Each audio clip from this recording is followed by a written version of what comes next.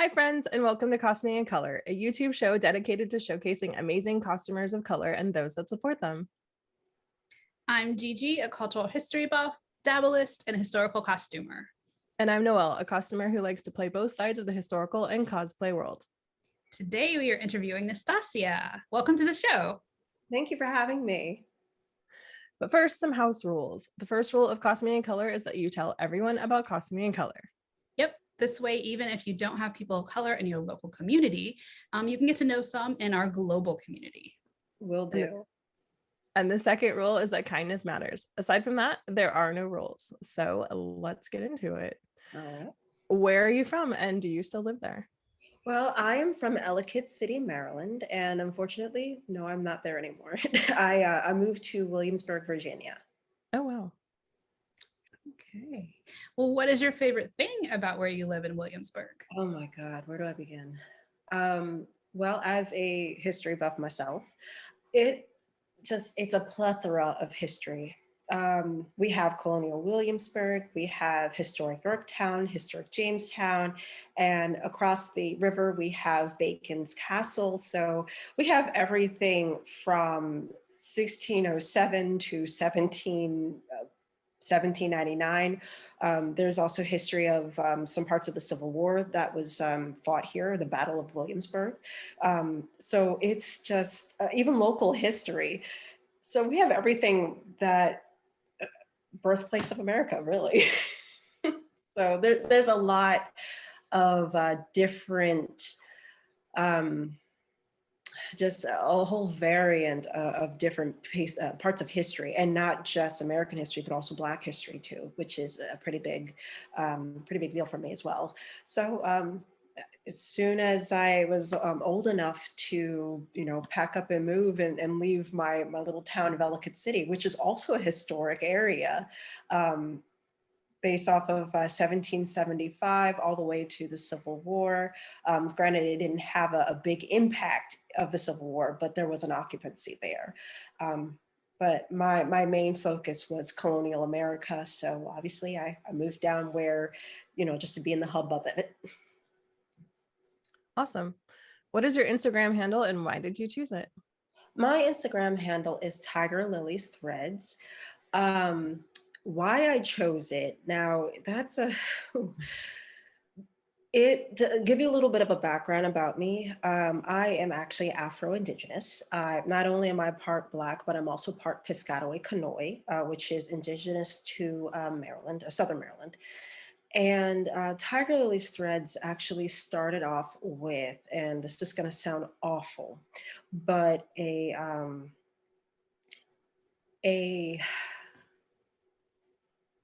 racist statement that somebody came at me with because they found out that I was part Native American. So I said, you know what? I'm going to take it and I'm going to own that. I'm going to claim it, but I'm going to beautify it because there's always beauty for ashes. So you also have the tiger lily, the flower itself, which I just love that flower to pieces. So I'm like, you know what? I'm going to have that be my logo because, again, beauty for ashes. So why not? So that's where that came from. Nice. I love that. Yeah. So you've talked a little bit about history in general, and I've seen your Instagram page, right? You've got people like Ona Judge and Daniel Day and Rosa Parks, like right at the top right now. Yes. But I want to ask you about historical costuming. So what is the historical costuming scene like where you live? Oh my goodness. Well, it is very, very abundant. Again, because I live in an area where everything is historic. So you have Colonial Williamsburg, where everyone's in costume, including not just the interpreters, but also visitors. You have historic Jamestown, where you also have costume interpreters, as well as historic Yorktown. So you see a lot of it, but also as far as the historical costuming community, we do have a couple of very prominent individuals that live in this area as well. So we tend to I don't want to say piggyback off of each other, but just kind of throw different ideas of, hey, Why don't we do Edwardian? Why don't we do Victorian? Why don't we do Regency? So like, just because we live in such a heavy um, colonial atmosphere, we tend to just, myself included, tend to go outside of that. But it is very abundant and I love it. Yeah, if you can check out her Instagram page, she does everything. I mean, just like she said, not just the time period for, say, Colonial Williamsburg. She goes outside of that, and all of her work is just exquisite. Yeah, agreed. Can you tell us what your labels are? Are you a costumer, an interpreter, a living historian? I'm actually all the above. Believe it or not, I started off as a cosplayer. Way back, maybe 20, let's say 20 years ago. I started off cosplaying. I did the entire circuit up and down the East, actually in the Washington, D.C. metro area. So Otakon, Katsucon, Anime USA, Animazement, you name it. And I did that for 20 years. And it got to a point where I don't want to say I got bored of it, but I tend to branch out because I was also into history. So once that door was open, I'm just like, you know what? I want to see what else is out there. I want to learn more of sewing techniques, hand sewing, just things that my ancestors actually did. I don't really come from a long line of seamstresses or sewers in that case. However, just there was a niche there that I really wanted. So, and not to mention with me getting into reenacting at the age of 9. So I basically have a very fluid background. So I would have to say that historical costuming, cosplay, all that goes hand in hand, really. Do you still do cosplay? I am retired. However, for nostalgic purposes, I am thinking of possibly going back in just for a little bit. That's awesome. Do you have your eye on a certain character, a certain series that you're thinking about portraying? Yes. Can you share? My favorite character this was a big goal of mine for years, and this was way before I got into sewing, but Seth Nightroad, the Empress of, I don't remember the exact name of the area, but it was from an anime called Trinity Blood. So it was like a post-apocalyptic land between the Roman Catholic Church and vampires. So but if you look at the artwork and the costuming, it is so detailed and so intricate. And I wanted to be able to like make all of the costumes, even make like Queen Esther's costume.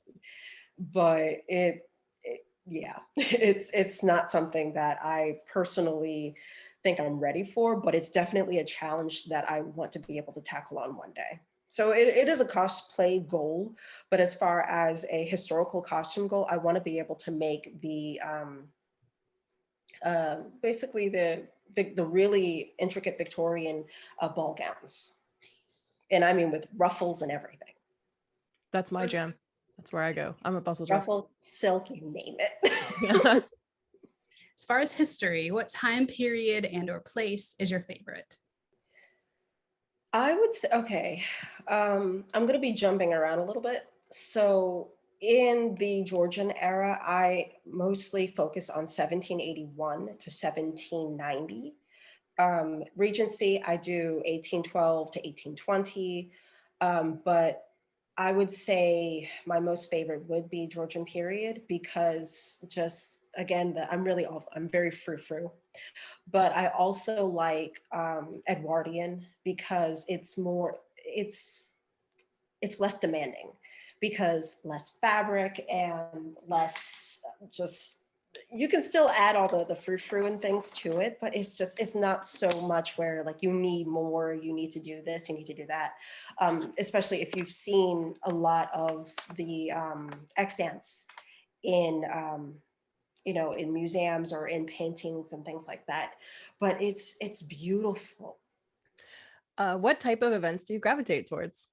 Mostly just reenactments. I really love Rev War reenactments. So anything between 1775, 1781, the beginning of the American Revolution to the very end. I am just in there mostly because, um, I'm going to get political here, but as a Black woman, I feel, or Black person, I don't care. I feel it's very important to talk about the Dunmore Proclamation, to talk about the involvement of African Americans during that time, because you have Black loyalists and Black patriots who actually did, sacrifice their lives for, not only for their own safety, but just they were in it. So I feel it's really important to talk about that because you're not going to really learn about that in history books, not even in the school curriculum. They will not talk about it. Yeah. So I feel it's very important to talk about the Dunmore Proclamation, and especially here in Virginia, it is huge. We'll put a link below if you guys want to read more about that. If you've never heard of it, you should know what it is. Yeah. How did you start in the historical costuming world? Well, believe it or not, it started at the very, I want to say, not even at the tail end, but it started with a commission. Excuse me. It started with a commission that I wanted done for an upcoming reenactment. I did not know how to sew at the time, and I had a reenactment coming up and I needed a dress. So as soon as the dress came to me and I looked at it, and looking in the inside and, just I'm very observant. And I'm thinking to myself, I can do this. So let me find a pattern. Let me, learn how to sew first and foremost. A friend of mine, his mother taught me how to use the sewing machine because growing up, I hand sewed.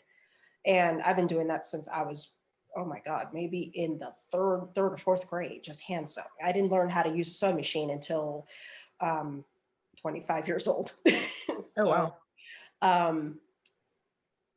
But after making my first project, which was a dress, I'm like, you know what? I'm going to make more. So I started making my own costumes.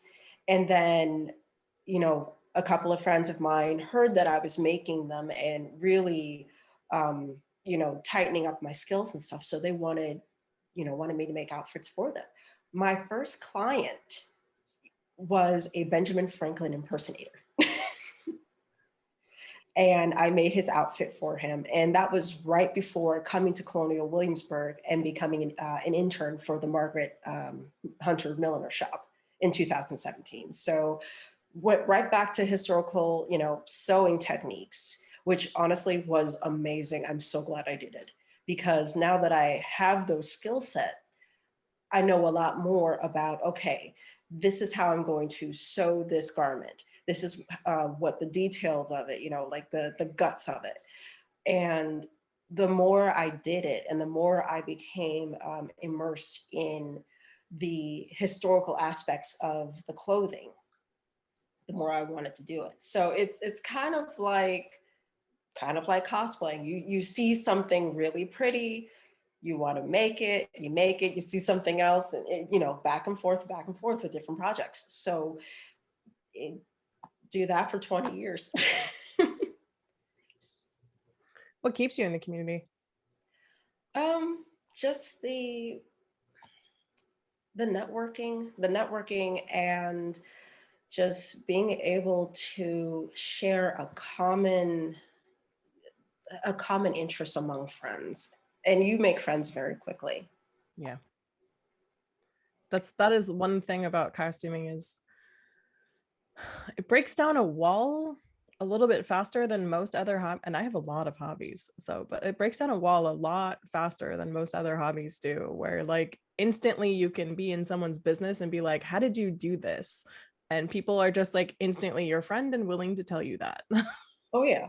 And again, it goes all the way back to, anime convention. Well, not even just anime conventions, but just conventions in general, because you have a lot of creators and crafters and makers and prop makers and sewers. You have different people who do different things, and they are willing to just share with you what they've learned and what type of skill set they have. And the best thing of all is, and I think I remember a previous video interview you guys have done with the Brazilian Baroness, and the different skill set and the different, your monetary availability, it doesn't really matter. So when I first started historical costuming and cosplay, you know, and there was a stigma of, you're not really cosplaying if you're buying a costume, or you're not really a historical sewer if you're buying fabrics that are, not top of the grade. Mm-hmm. But still, you got to start somewhere. Yep. And especially in our economic, unfortunately, we're dealing with an economic instability right now that we've ever seen. Yep. So at this point, it does not matter. Yeah, there's been a huge revolution in people getting out of their own head about that and just like accepting the fact that like all levels are welcome and you have to start somewhere and you can't start at the top. Like, why would you learn on expensive fabric? And even if you can never afford expensive fabric, so what? Like, everybody I know is more interested in you showing up than what your fabric is. Exactly. And, a lot of people are saying, well, actually, even in the historical costuming community and the reenactment community, you always use the, historical accuracy, material content. I think, excuse me if I don't remember the actual word for it, but it's been 2020. I'll just say that. But material culture, that's what it was. So the material culture, historical accuracy, and making sure that you have the proper fabrics and proper materials. But again, if you're just starting out, or even like with me, I've been sewing for almost 10 years. And sometimes money can get tight. And if I really, really want a specific fabric, I'll save up for it. But if I'm at the point where it's like, look, I rather choose paying my bills and making sure I have a roof over my house than having a really pretty fabric and a really pretty dress that I'm only going to wear once or twice, or just for a specific event. So you got to weigh your priorities. And I really choose, making sure I have food and gas in my car, food in my fridge, a house over, roof over my head, things like that. So we really got to get out of that headspace and also get out of the space of gatekeeping. Well, also it's complete nonsense, because there is no historically accurate. We don't have those threads anymore. We don't have those fabrics anymore. They do not make any fabric in the way that they used to. Like, it is all completely different. There is no historically accurate. So if you can't tell from 5 feet away, it's good enough. Exactly. And like the Brazilian Baroness said, if you can do a burn test, then that's how you know. But chances are you're not going to do a burn test on any of our dresses while we're wearing it. Exactly. Yeah, 100%. I think that mindset also keeps people from trying new eras, right? Because even if you're proficient at, say, Edwardian, and then you think, oh, I want to do Regency, if you come into a community that's saying, oh, you can only do our era if you have everything spot on, including material culture. So you need the right jewelry and the right drinking vessel and the right shoes and stockings and dress and undergarments and stays. That's a big investment for trying a new era. Yeah, and it turns a lot of people off too. So, just, you got to be a lot kinder. Yep. A lot kinder. Kindness matters. So, well, I guess we kind of already touched on it. What would you like to see improve in the costuming community? Just, when you're just coming into a brand new everything, people who have been veterans, or people who have been there for a long time, or maybe who are still new, just don't gatekeep, don't turn people away, don't look your nose down on people. Again, we all started somewhere. Forgive a zipper. There you go. And here's the crazy thing about it. Zippers are even historically accurate. Yep. May not be in like the 18th century, but by the time you get to the Edwardian period, like 1900, zippers did exist. Yep. I looked that up. Mm-hmm. And yes, I do put zippers in those dresses in my skirts. Of course. Zippers and sometimes Velcro. So, ooh, that's fancy. well, I mean, if you think about it, it's just a costume. It's not something I'm going to be wearing every day. Yeah. So, absolutely. What is your favorite completed project? Oh God. Okay. I made a 1775 robe à la française. It was my very first major project. I've been wanting to do it for at least 4 years. And during 2020, since we had no time, we had plenty of time on our hands and nothing to do, I tackled it. And yes, I made it historically accurate. That's awesome. That was also my first huge project that I ever made. Was a giant, no one's ever seen it. It's never seen the light of day, but I did mine on my machine and I was really grateful for that. Well, and the thing is, like, I'm not really above using the sewing machine. Yeah. Like, for example, the 1830s gown that I'm working on right now, while the inside of it, I mean, most of the construction is machine sewn, I top stitch everything by hand. Yeah. Just because I have better control. And if there's anything specific that I want shown or not shown, especially on the inside or the outside, it's better to hand sew it. Yeah, always. And it looks more realistic. Exactly. Although I got this machine here, and this machine has a faked hand stitch. It alternates the lengths of the stitches and the gaps, and I am like,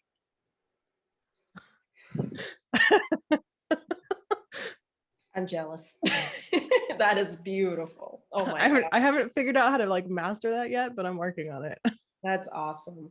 Yeah, I just have a heavy duty Singer sewing machine. And then my first sewing machine, which is a Husky Star. I've had that since 6th grade. And I'm in my mid 30s. So I've kept that for years and it still runs perfectly. But I'm going to be giving that to a cousin of mine when she's maybe 10 years old, because she's getting into sewing now. So that's awesome. Got to keep the tradition going. What historical groups or orgs are you in? Historical groups, believe it or not, I'm not a member of any. Solo. For the most part. I mean, there are some groups I kind of peek around with on Facebook, but I'm not really not really physically involved or actively involved in any groups. So yeah, kind of solo. Yeah, when you live where there's a lot of events, you can just kind of be solo because you can just show up to stuff and not have to like join a group in order to do that. So, and it's a lot more fun too. Yeah. So you guys out there that are listening that, don't want to join a group or are introverted and are, letting that hold you back, don't. This isn't the first person we've talked to that isn't part of a formal group, but still costumes. So don't let that stop you. Mm-hmm. I have a bunch of friends who just come with me to stuff, but they're not members of the groups that I'm in. And you make more friends too.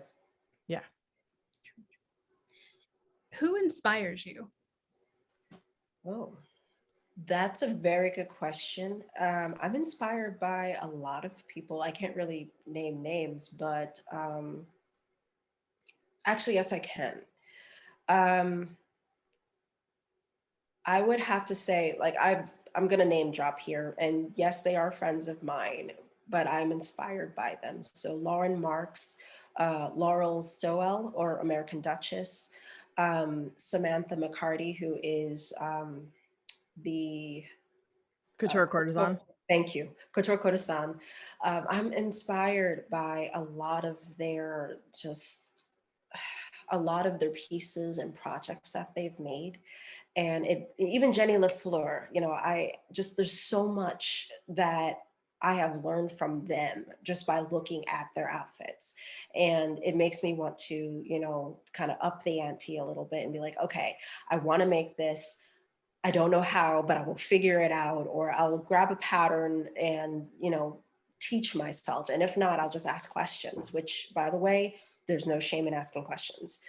But yeah, that's how you learn. And, I consider them my mentors. As far as when I used to cosplay, I don't really remember exactly who my inspiration was. It was just being part of a community and just hanging out with friends who have the same interests. And believe it or not, like 20 years later, I'm still friends with them. But back to the historical costuming, yeah, it's just learning, just being able to learn and to, network with them, especially with the newer costumes and newer techniques and things like that. So I always have to say that they're my inspirations. Awesome. What or who are you grateful for? Ooh. I am grateful for my family. My family has been with me from the very beginning, from every anime convention I've gone to back when I would cosplay, to every reenactment that I went to when I did not have a car and couldn't drive. Um, and even now, as you know, a seamstress and an interpreter, they still have my back, especially when I am portraying the really hard hitting characters, like such as Ona Judge or Sally Hemings, or local characters in Maryland, where I'm from. And while at first they had a hard time understanding why I would portray enslaved individuals, and why I would allow myself to be part of something that, unfortunately, in the Black community, we try really hard not to think about or not to acknowledge because of the trauma, generational trauma. But I feel that it's very important to acknowledge it and talk about it and learn it, because if not, we're doomed to repeat it. And I know that has been said, I don't know how many times and by how many people, but if we do not understand history, we are doomed to repeat it. And if we do not acknowledge generational trauma, and not only within the Black community, but the Indigenous community, and just with any other community, it is bound to repeat itself, and we don't heal. So I feel that it is, as an interpreter, a historian, I just feel like it is very, very important. And I think that's just what I have been, you know, led to do. And that has been going on. Like, that goal and that drive and passion has been going on since I was 9 years old. If you're out there and you don't think that that is the God's truth right there, look outside, because we are starting to repeat things that have happened before right now. And it's pretty awful. It's downright terrifying. Yeah. Yeah. It is. I'm glad that you brought that up, because I think, especially when we look to the future and we look to new costumers coming into doing historical costuming, or maybe interpreting or doing living history, some of them are going to be, like you said, affected by the Black community's reluctance to enter into that trauma, right?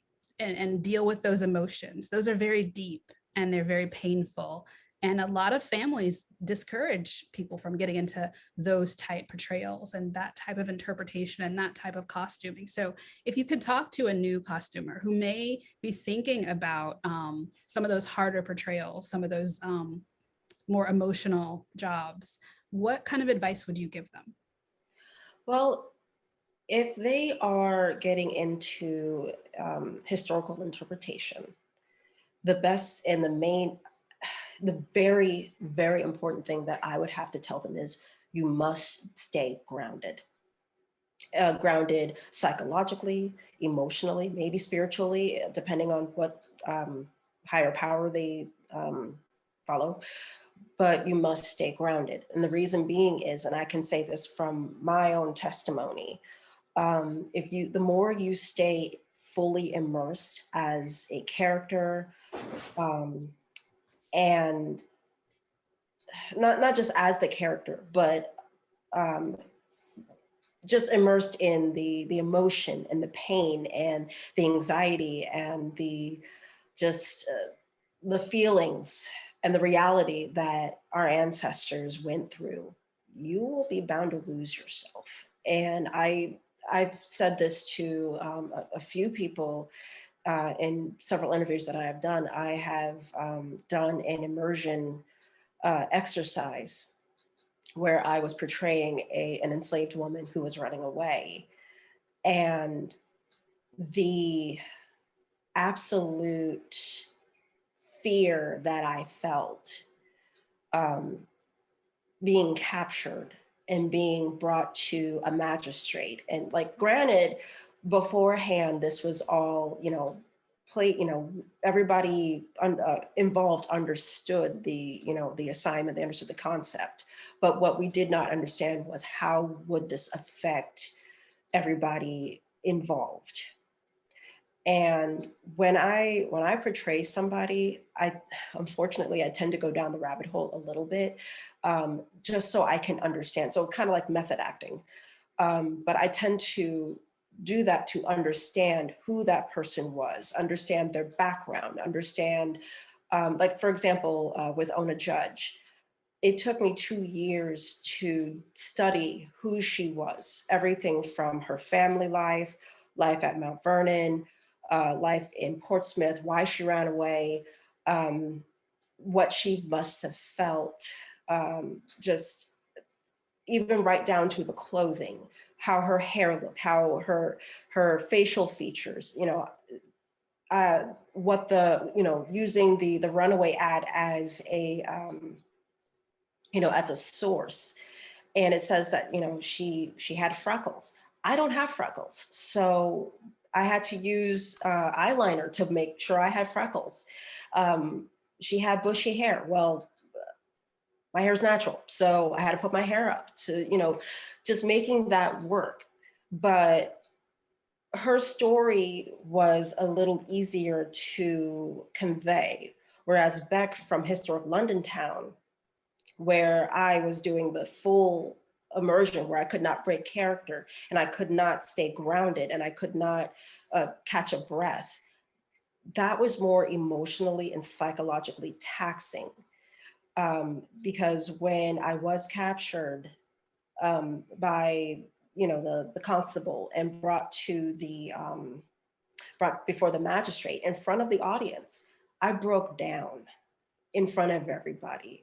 And unfortunately, I was not able to break character, and I couldn't gather my wits about me. So all of that to say, if you're coming into a historical platform to interpret an individual, especially with a traumatic history, please, for the love of God, stay grounded. Just when I say grounded, just try to use, tell them, and when I say them, I mean whoever it is that you are working with, have a safety word, so that way they'll understand, okay, we have a situation, or the venue will understand. Go somewhere where you can just do some deep breathing and calm down, or just to allow yourself to get back to your safe space. And honestly, there is nothing wrong with that at all. Nothing wrong with that. And there have been times, even when I am portraying a specific character, where I feel that, okay, maybe the situation is getting a little bit out of, a little uncomfortable for me. So I need to go away for a minute just to be alone with, not be alone with my thoughts, but you understand, just to recenter. And again, I think that's the most important thing. And also, it is really okay to talk to other people, other interpreters. They will support you. They will have your back, because when I do portray those characters, and I understand that the assignment that I've been contracted to do, and I'm working with another person, you have to make sure that you communicate with the other person that you're working with. So case in point, I'm going to be portraying Beck again this year, and the lady who is portraying the enslaver, and I'm not going to name names for her protection and safety, but I make sure that she and I understand, hey, are you okay with this? Are you not okay with this? So making sure that there's consent, making sure that we both understand each other. And if there is something that we're both comfortable or uncomfortable with, we need to speak up. So I feel that those things are very important as an interpreter. Now, as far as a costumer is concerned, just seriously, just go in and have fun, because, while unfortunately we are very judgmental of each other and of each other's skill set in costuming, and I know we have discussed this before, and a lot of people have discussed this before, the best thing to do is just go in and have fun. And don't be afraid. Don't be afraid to be yourself. Don't be afraid to have just don't be afraid. I want to clarify a point about all of that, which is if you are a new costumer, you absolutely do not have to do interpretation in any way if you don't want to. You can literally just wear pretty dresses and go drinking with your friends in them.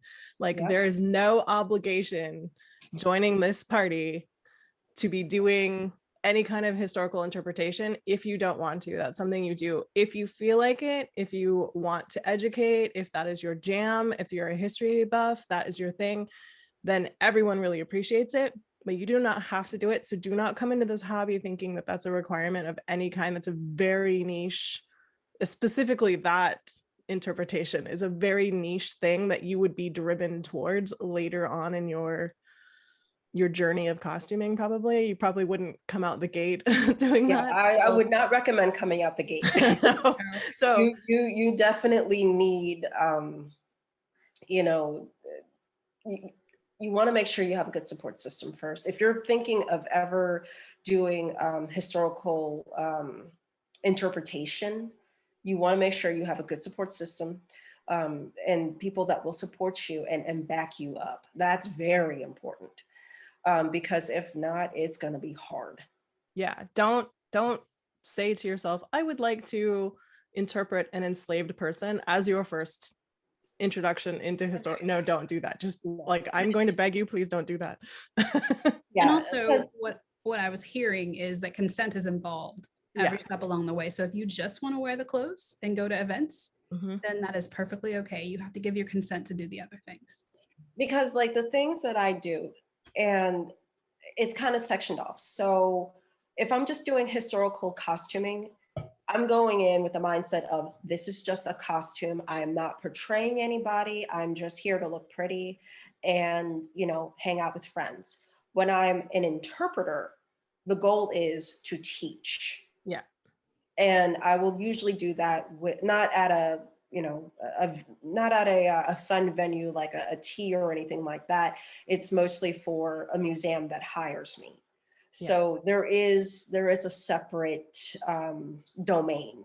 So if you're thinking of getting into just historical costuming, you don't have anything to worry about. But when you're getting into historical interpretation and reenacting and you're teaching Black history or Indigenous history or Asian history, that's a whole different animal.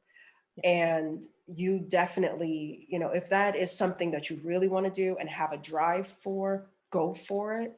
But also know that there will be a lot of obstacles that you will have to face, but you got to know that going in. Otherwise, it's going to eat you up. Yeah. She also touched on another point I would like to make, which is if you're going to do that kind of labor, get paid for it. Yes. Yes. And if you're a white person and that person, if that person is not getting paid, you pay them if you are at that event. Like, figure it out, but pay them, because that is labor like you would not believe. And it's not just physical labor, but it's also emotional and psychological labor, because we are putting out a lot of energy. Not just because when you're teaching, and if you're in character and you're teaching or interpreting or anything like that, you're putting out everything. Just you're giving your all. You're sacrificing a lot just to make sure that the the narrative and the stories of the people that were here before us are told, and are told correctly. Because if you look at our history books now, including the history books from way back in the 1950s, and yes, I will say that because unfortunately a lot of history books are still outdated and being used today, there's no mention of some of the things that we know now. Yep. Okay, so on that note, if you have, no, I'm gonna start over again. Okay, so on that note, if you have a closing message of equity or inclusion that you would like to send out, we would love to make space for that. Well, I think I've said everything I've had to say as far as equity, but I think what I would like for everyone to come away with this is, costuming is for everybody. Interpretation is for everybody. And, while, and even cosplay is for everybody. I mean, it's it's all a big community, and especially in this day and age, that's what we need right now. We need community, we need bonding, we need support, because it's I just feel personally, for me, I feel that it's just very important, because we need that bonding. So go in, have fun, meet new friends, learn new techniques, new, just create. Also be respectful. Do not cultural appropriate, please. But, just explore. And I think that's all I have to say about that. That's great. That's a great message. Thank you. All right, so thank you so much for joining us, Nastassia. It was lovely to get to know you a bit better today. Thank you. Thank you to all of our viewers for joining us today. We will leave a list of her information down below so you can get to know her on all of her platforms. Please do give this video a thumbs up if you like it, and subscribe if you haven't. Also, if you have a costumer of color that you think we should interview, use the form we insert in the description box below to tell us about them. And if that's you, that's fine. Put your own information down below. Self-nominate, absolutely. Make sure also to leave a little love for Nastassia in the comments below. Stay safe and be excellent to each other. Agreed. Bye, guys. Hi.